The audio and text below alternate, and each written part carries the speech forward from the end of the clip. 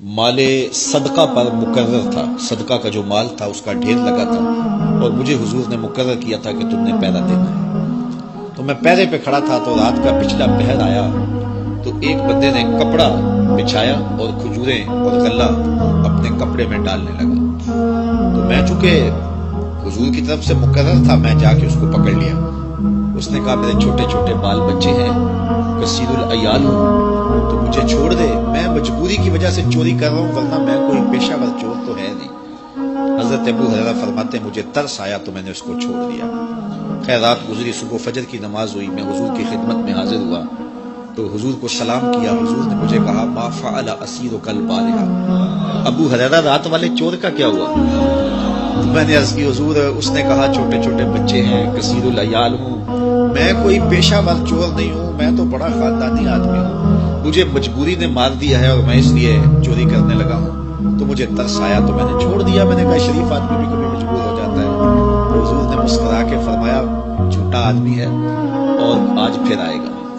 کہتے اگلے دن میں ویسے بھی طاق میں رہا، تو وہ پھر آیا اور اس نے چادر بچھائی اور غلہ ڈالنا شروع کر دیا۔ میں نے پھر پکڑ لیا، اس نے پھر طلہ منت اتنے زور سے کیا کہ میں نے پھر اس کو چھوڑ دیا۔ صبح گیا حضور کی خدمت میں تو آقا کریم نے فرمایا کہ وہ رات والے چور کا کیا بنا؟ میں نے کہا حضور اس نے پھر اتنی منت کی، فرمایا جھوٹا آدمی ہے اور وہ آج پھر آیا۔ تو کہتے ہیں کہ اگلے دن وہ پھر آیا تو میں نے پھر بازو سے پکڑا، تو میں نے کہا آج تو نہیں چھوڑوں گا، آج تو ترلے کرے، منتیں کرے، پاؤں کو ہاتھ لگائے، آج نہیں چھوڑوں گا۔ اس نے کہا ابو ہریرہ میں ایک بات تجھے بتاتا ہوں، اگر تیری سمجھ میں آ جائے تو مجھے چھوڑ دے۔ میں نے کہا بتاؤ۔ اس نے کہا کہ جو بندہ عشاء کی نماز کے بعد بستر پہ لیٹے اور لیٹنے کے بعد آیت الکرسی پڑھ لے، ساری رات اس کے پاس شیطان نہیں آئے گا۔ حضرت ابو ہریرہ فرماتے ہیں اس کا بتایا ہوا وظیفہ مجھے بڑا اچھا لگا، میں نے چھوڑ دیا۔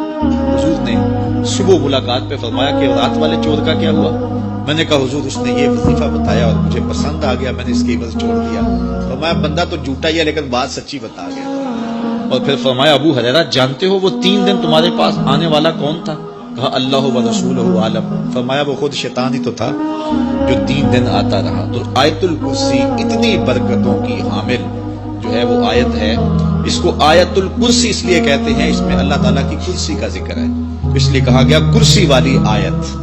یہ آیت الکرسی ہے، یہ بچے کو یاد ہونی چاہیے، اور بچے ڈر جاتے ہوں تو اس آیت کو پانی پہ پڑھ کے دم کرے انہیں پلائیں، اللہ شفا دے گا۔ سونے سے قبل پڑھیں تو صبح تک شیطان خود بتا گیا ہے کہ شیطان نہیں آئے گا۔ اور حضرت ابو ہریرہ سے یہ روایت مروی ہے لا اکراہ فی الدین، کوئی زبردستی نہیں ہے دین میں، کسی کو زبردستی اسلام میں داخل نہیں کیا جائے گا، یہ دلوں کے سودے ہیں۔ یہاں ایک غلط فہمی ہے جس کا ازالہ چاہتا ہوں۔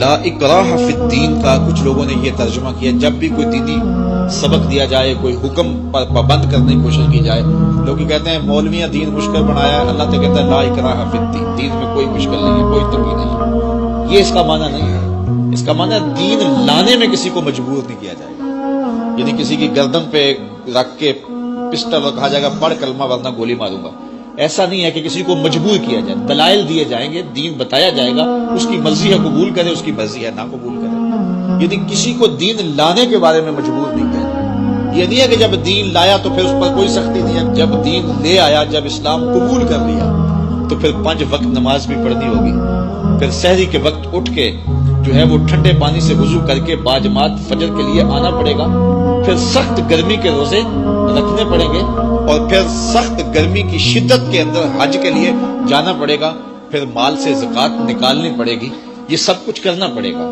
اور پھر حضور کی سیرت طریقہ زندگی کو اختیار کرنا پڑے گا، پھر یہ سب کچھ برداشت کرنا پڑے گا۔